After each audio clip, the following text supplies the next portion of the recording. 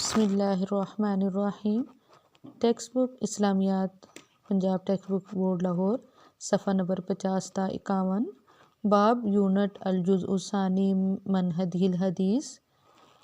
سبق موضوع حدیث نمبر 6، دستیاب ذرائع درسی کتاب انٹرنیٹ۔ سبق کا تعارف، سبق کا خلاصہ۔ حضور صلی اللہ علیہ وسلم نے اس حدیث میں 4 اعمال کو ایمان کی تکمیل قرار دیا ہے۔ انسان کو چاہیے کہ وہ اپنی محبتوں اور الفتوں کا مرکز اللہ تعالیٰ ہی کی ذات کو رکھے، اس میں ریاکاری نہ کرے، اگر کسی کو مال دے تو اللہ کی خاطر دے۔ سابقہ واقفیت کا جائزہ۔ انسان کی فطرت میں نیکی اور بدی کے شعور سے کیا مراد ہے؟ سوال نمبر 2، رسول اللہ صلی اللہ علیہ وسلم کی محبت سے کیا مراد ہے؟ سوال نمبر 3، انسانی فطرت کا کیا تقاضا ہے؟ عنوان حدیث نمبر 6۔ تدریسی مقاصد، طلباء حدیث کی اہمیت کے بارے میں مکمل معلومات جان سکیں گے۔ نمبر 2، طلباء اللہ تعالیٰ کی محبت کے بارے میں جان سکیں گے۔ نمبر 3، طلباء اطاعت رسول صلی اللہ علیہ وسلم کے بارے میں جان سکیں گے۔ حدیث نمبر 6۔ حدیث: من احب للہ وابغض للہ واعطى للہ ومنع للہ فقد استکمل الایمان۔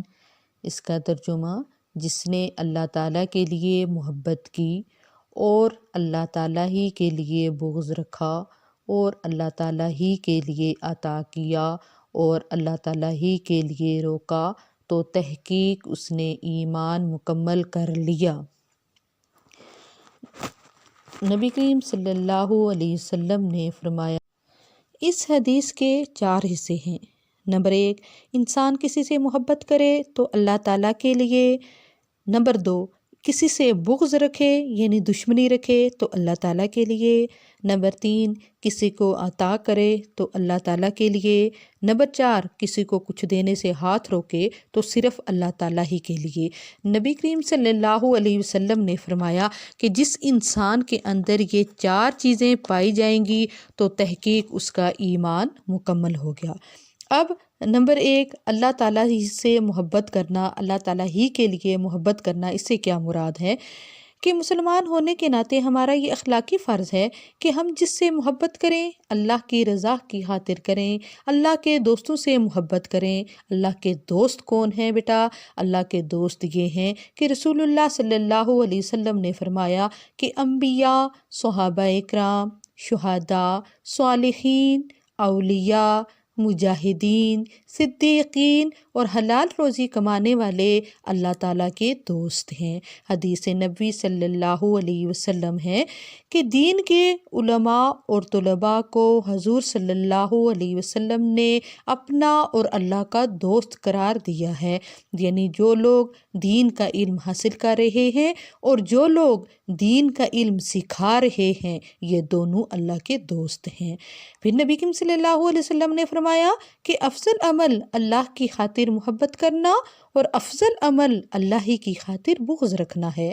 حدیث قدسی ہے، امام مالک سے روایت ہے کہ حضور صلی اللہ علیہ وسلم نے فرمایا، اللہ تعالیٰ فرماتے ہیں کہ ان لوگوں کو پیار کرنا مجھ پر لازم ہے جو ایک دوسرے سے میری خاطر محبت کرتے ہیں، ایک دوسرے سے میری خاطر پیار کرتے ہیں، عقیدت کرتے ہیں، ایک دوسرے کے ساتھ بیٹھتے ہیں، میری محبت میں وہ ایک دوسرے کے لیے جان و مال وقف کر دیتے ہیں۔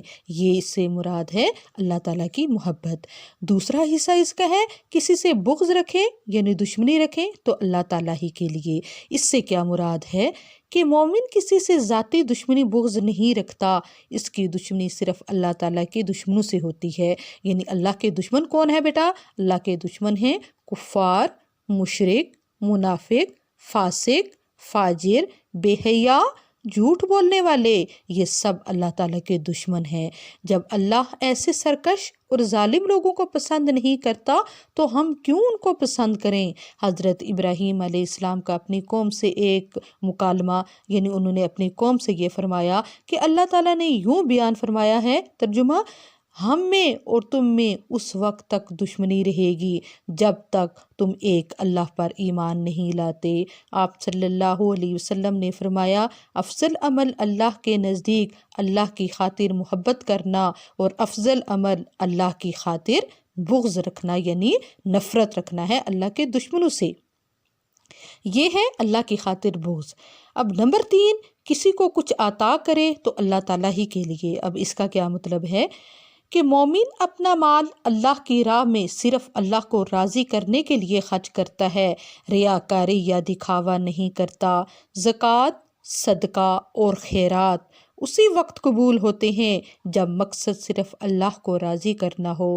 ارشاد باری تعالیٰ ہے، کون ہے جو اللہ کو قرض حسنہ دے، یعنی اور وہ مومنین اللہ کی محبت میں مسکینوں، یتیموں اور قیدیوں کو کھانا کھلاتے ہیں اور کہتے ہیں ہم تمہیں اللہ کی محبت کے سبب کھلا رہے ہیں اور تم سے بدلہ یا شکریہ نہیں چاہتے، یعنی ایسے لوگ جو اللہ کی خاطر دیتے ہیں، اللہ کے خلوص میں، اللہ کی محبت میں وہ اتنا اپنے آپ کو مگن کر دیتے ہیں کہ جب وہ کسی مسکین کو یا یتیم کو یا کسی راستے کے مسافر کو دیتے ہیں یا کھلاتے ہیں تو ان کو دلی سکون محسوس ہوتا ہے اور وہ خوش ہوتا ہے۔ ایک دفعہ ایک شخص نبی کریم صلی اللہ علیہ وسلم کے پاس آیا تو اس نے عرض کی کہ یا رسول اللہ صلی اللہ علیہ وسلم، ہمیں کیسے پتہ چلے گا کہ ہمارا دیا ہوا، ہمارے صدقات قبول ہو رہے ہیں؟ تو نبی کریم صلی اللہ علیہ وسلم نے فرمایا کہ جب تم کسی کو چیز دے کر تمہارا دل مطمئن ہو جائے اور تم خوش ہو جاؤ تو تم یہ سمجھ لو، تمہارا دل جو ہے وہ پرسکون ہو جائے تو تم یہ سمجھ لو کہ تمہارے صدقات اور خیرات اللہ نے قبول کر لیے ہیں۔ تو اسی لیے کہ اللہ تعالیٰ نے خود فرمایا ہے کہ جتنا تم دو گے میں اس سے دگنا تمہیں دوں گا، جتنے تم خیرات کرو گے اس سے دگنا مال میں تمہیں دوں گا۔ تم تو گن کر دیتے ہو لیکن میں تمہیں گن کر نہیں دیتا۔ اللہ تعالیٰ نے بے شمار نعمتیں ہمیں دی ہیں بیٹا، تو کبھی اللہ تعالیٰ نے نہیں گنی کہ میں نے اتنا تو اس کو رزق دے دیا ہے، اتنا کسی اور کو دے دوں، اس کو اتنا رزق نہ دوں۔ نہیں، اللہ تعالیٰ نے بھی ہمیں بے شمار نعمتیں دیں، لا تعداد نعمتیں دی ہیں بیٹا۔ تو جب ہم کسی کو دیتے ہیں، اللہ نے ہمیں گن کے نعمتیں نہیں دی، تو اللہ تعالیٰ نے فرمایا کہ جب تم صدقات ایک ہاتھ سے جب تم کسی کو دیتے ہو تو دوسرے ہاتھ کو تمہارا علم نہیں ہونا چاہیے، اور تم بھی گن کر نہ دو کیونکہ میں تمہیں گن کر نہیں دیتا، تو میں جانتا ہوں کہ تم کتنا دے رہے ہو لیکن میں اس سے دگنا تمہیں دوں گا۔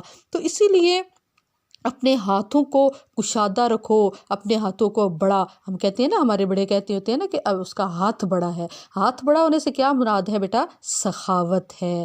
سخی شخص کا ہاتھ بڑا ہوتا ہے، کھلا ہوتا ہے، اور وہ شخص دنیا میں بھی کامیاب ہوتا ہے اور آخرت میں بھی کامیاب ہوتا ہے۔ آپ نے اسلامیات میں بھی پڑھا تھا نا بیٹا، 7th کلاس کی اسلامیات میں آپ نے پڑھا تھا کہ سخی شخص کی شاخیں اس دنیا میں لٹکی رہتی ہیں، وہی سخاوت کی شاخیں اس کی دنیا میں لٹکی رہتی ہیں جو اس کے لیے صدقہ جاریہ ہوتی ہیں، اور قیامت تک اس کو وہ شاخیں اس کی بڑھتی رہتی ہیں، پھولتی رہتی ہیں، یعنی وہ قیامت تک ان صدقات کا، اس صدقہ جاریہ کا اس کو اس کا ثواب ملتا رہتا ہے۔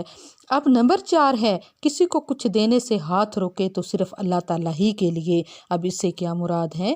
کسی دوست یا رشتہ دار کو زکوٰۃ دی جائے مگر جب پتہ چلے کہ اب وہ زکوٰۃ لینے کے قابل نہیں رہا تو اس کی مدد بند کر کے کسی مستحق کو دینی چاہیے، تو یہ اللہ کی رضا کے مطابق ہاتھ روکنا ہوگا۔ غرض مومن کا ہر کام اللہ کی رضا کے لیے ہوتا ہے۔ ارشاد باری تعالیٰ ہے، اللہ تعالیٰ نے فرمایا کہ اے نبی صلی اللہ علیہ وسلم کہہ دیں کہ میری نماز، میری عبادت، میرا جینا، میرا مرنا سب اللہ ہی کے لیے ہے جو تمام جہانوں کا پروردگار ہے۔ تو اب اس کا جو آخری، اس کی جو ہیڈنگ ہے بیٹا، اس کی آخری سرخی یہ ہے کہ اس حدیث کا ہماری عملی زندگی کے ساتھ کیا تعلق ہے۔ اس حدیث کا ہماری عملی زندگی سے تعلق یہ ہے کہ ہم اللہ کے لیے محبت کریں، اللہ تعالیٰ کے لیے بغض رکھیں، اللہ تعالیٰ کے لیے عطا کریں، جتنا ہو سکے، روپیہ ہے، 10 روپے ہیں، 100 روپیہ ہے، جتنے بھی ہم دے سکتے ہیں کسی کو وہ ہم دیں، اور اللہ کو خوش کرنے کے لیے، اور یہ حدیث کے جو 4 حصے ہیں جو تکمیل ایمان کے ہیں، تو اس کو ہم اپنی عملی زندگی میں ان کو ڈھالیں۔ اللہ تعالی ہمارا حامی و ناصر ہو اور ہمیں اس پر عمل کرنے کی توفیق دے۔ وما علینا الا البلاغ المبین۔